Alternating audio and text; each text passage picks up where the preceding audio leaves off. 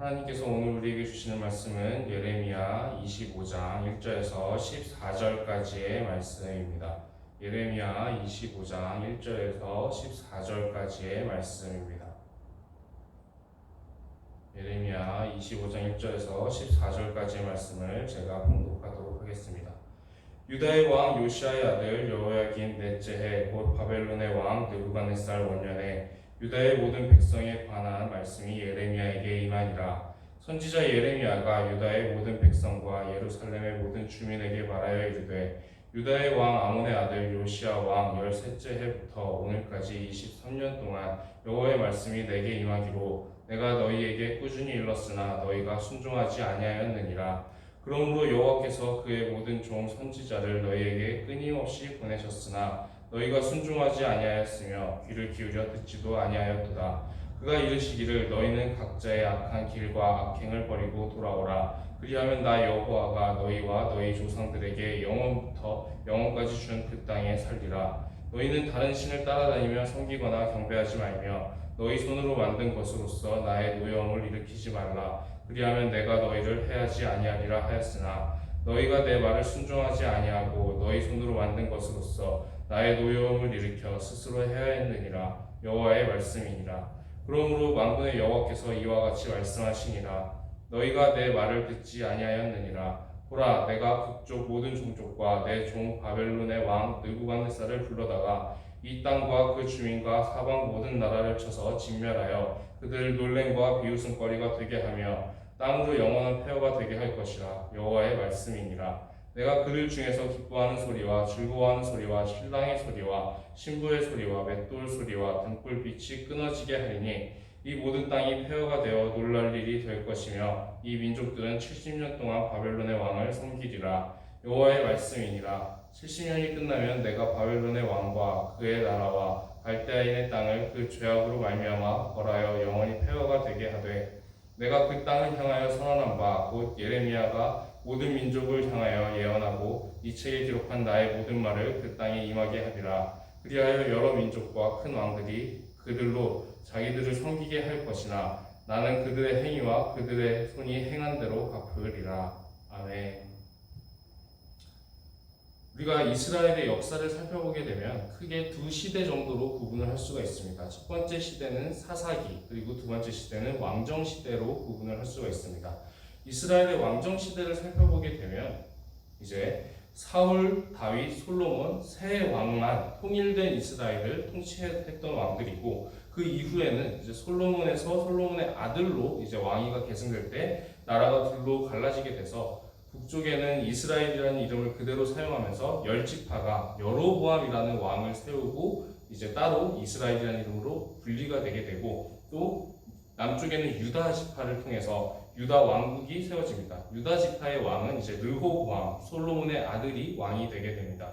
그런데 이 북이스라엘은 시작부터 우상 숭배를 하면서 시작을 하게 됩니다. 이 여로보암이라는 사람, 북이스라엘의 왕이었던 여로보암이라는 사람은 이 솔로몬이 우상 숭배하던 죄악 때문에 열 지파를 자기가 이제 받게 되고 하나님으로부터 이제 열 지파를 받게 되고 그 열 지파의 왕이 되는 사람이 이 여로보암인데 이 여로보암이 보니까 이 자기가 열 지파를 차지하고 있지만 정작 중요한 영적으로 중요한 예루살렘이라는 이 중요한 성전은 유다 지파에 있는 것입니다. 유다 왕국에 있습니다. 그러다 보니까 이제 사람들이 이제 북이스라엘 사람들이라고 하더라도 하나님을 섬기기 위해서는 계속해서 이 예루살렘으로 남유다와 왕래할 수밖에 없는 그런 상황 가운데 놓이게 됩니다. 그러다 보니까 이 여로보암도 불안한 마음이 들기 시작을 합니다.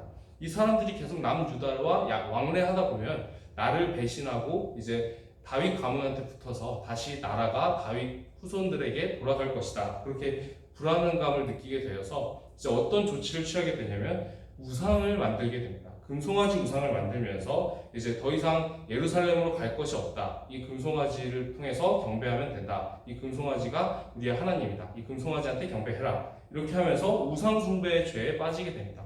북이스라엘이 앞으로 걸어갈 길이 굉장히 영적으로 험난할 것이다 라는 것이 예상되는 모습이죠.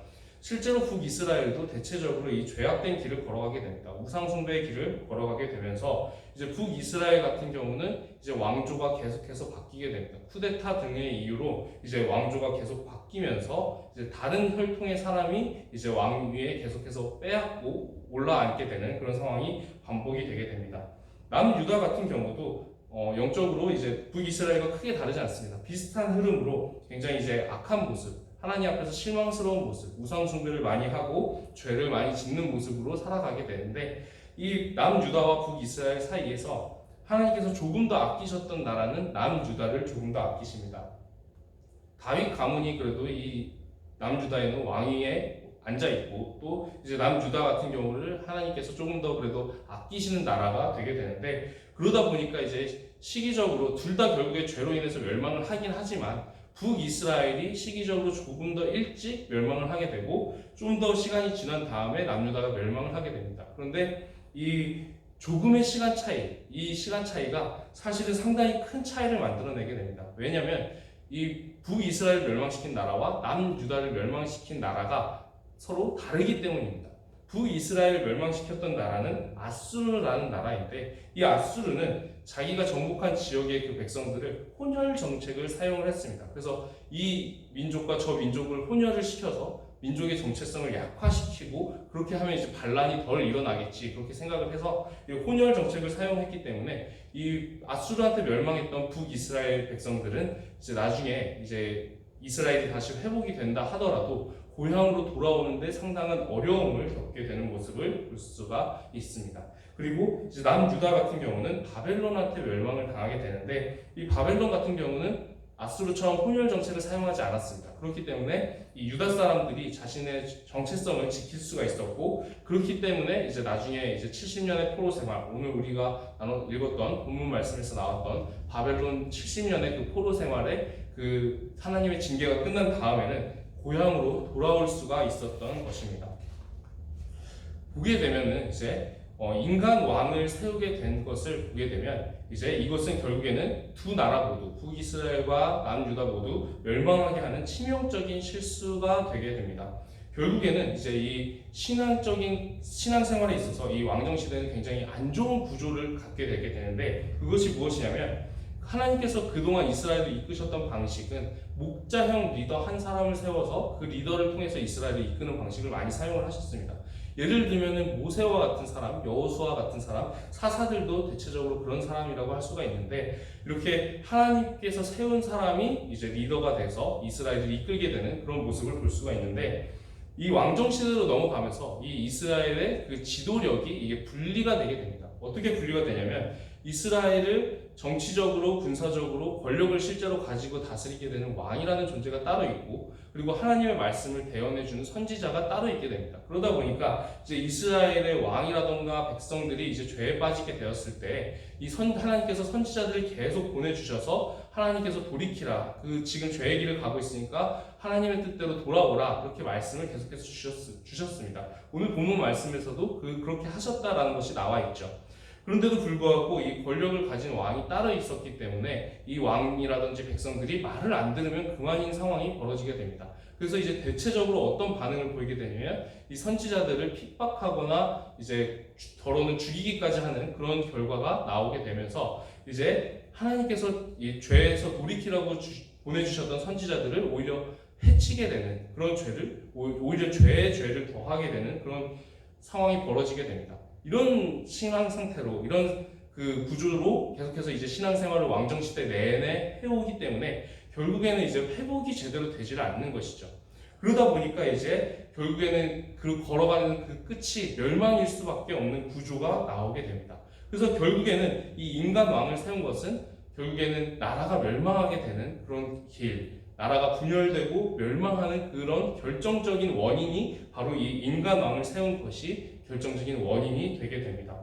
그렇다면은 이 사람들은 왜 이렇게까지 해서 이 별로 좋은 방법이 아닌데 인간왕을 세우고자 했을까? 그것을 보게 되면 불안해서 그렇습니다. 불안해서 자꾸만 내 눈에 보이는 무언가를 잡고 싶었던 것입니다. 그래서 이제 계속해서 이제 내 눈에 보이는 무언가, 이제 그것이 우상이든 사람 왕이든 무언가를 세워놓고 그것으로 나를 심리적으로 안정시키는 그런 역할을 하기 위해서 계속해서 눈에 보이는 무언가를 찾았다라는 것이죠. 그러다 보니까 이제 하나님은 버리게 되고 또 눈에 보이는 다른 것을 자꾸만 의지하는 그런 습성이 생기게 되는데 결국에는 그것이 결국에 나라를 망치게 되었다라는 것입니다. 우리가 말씀의 앞에서 나눴던 것처럼 이스라엘의 역사를 크게 두 시대로 구분을 해보면 사사기와 왕정시대로 나눌 수가 있는데 사사기에서도 결론이 있죠. 어떤 결론이 나옵니까? 사람이 자기 뜻대로 옳은 대로 아무리 산다고 해봤자 결국에는 영적으로 엉망이 되어 있더라. 사람은 결국에 하나님의 뜻대로 살아야 옳은 대로 살아가지 자기 뜻대로 살면은 옳은 대로 살아도 옳은 길을 갈 수가 없더라라는 것이 사사기의 결론이었습니다. 왕정시대도 이와 비슷한 결론이 있습니다. 그것이 무엇이냐면 결국에 이스라엘에서 왕의 역할을 제대로 해주실 분은 하나님 한 분밖에 없구나라는 것입니다. 왕정시대를 통해서 몇십 명의 왕들을 거치게 되었습니다. 그런데 그 왕들을 통해서 결국에 일어나는 일들은 왕들이 얼마나 연약한지 그들의 죄악된 모습들 그리고 그 왕들 때문에 나라가 분열이 되고 결국에 멸망하게 되는 모습들 그런 모습들을 보게 됩니다. 결국에는 우리에게 진짜 왕이 되어주실 분은 예수님 한 분, 하나님 한 분밖에 없다라는 것을 결론적으로 내릴 수밖에 없는 것이 왕정시대의 결론이라는 것이죠. 우리도 살아가다 보면은 이 불안한 순간들이 있을 수 있습니다. 이스라엘 백성들이 불안해서 자꾸만 우상을 숭배하고 불안해서 자꾸만 눈에 보이는 인간 왕을 세워두려고 했던 것처럼 우리도 불안해하면 불신앙의 선택을 할 수가 있습니다. 오늘 하루 우리가 살아가면서 우리도 불안한 순간들, 두려운 상황들을 많이 마주할 수가 있는데 그럴수록 오히려 더욱더 우리는 하나님만을 의지해야 합니다. 하나님만을 의지하고 하나님만을 신뢰하면서 나아갈 때 우리는 정말로 바른 길 그리고 은혜 안에 거하는 길을 걸어갈 수가 있습니다. 오늘 본문 말씀 속에서도 나오지만 하나님께서 만약에 이스라엘 백성들이 하나님만을 신실하게 잘 섬겼다면 이렇게 멸망시키지 않았을 거라는 말씀이 나오게 됩니다. 우리가 그 말씀을 잘 기억하길 소망합니다. 이스라엘이 멸망했던 것은 자신들의 죄 때문이었고 하나님을 저버리고 자꾸만 다른 것을 의지했기 때문이었지 하나님만을 의지했다면 이스라엘은 멸망하지 않았을 것입니다. 그것을 기억하면서 우리는 이 이스라엘의 모습들에서 교훈을 얻어서 오직 하나님만을 경배하고 하나님만을 의지하고 하나님만을 신뢰하면서 살아가는 하루가 되기를 기도하고 또 소망합니다. 말씀을 기억하면서 기도드리도록 하겠습니다.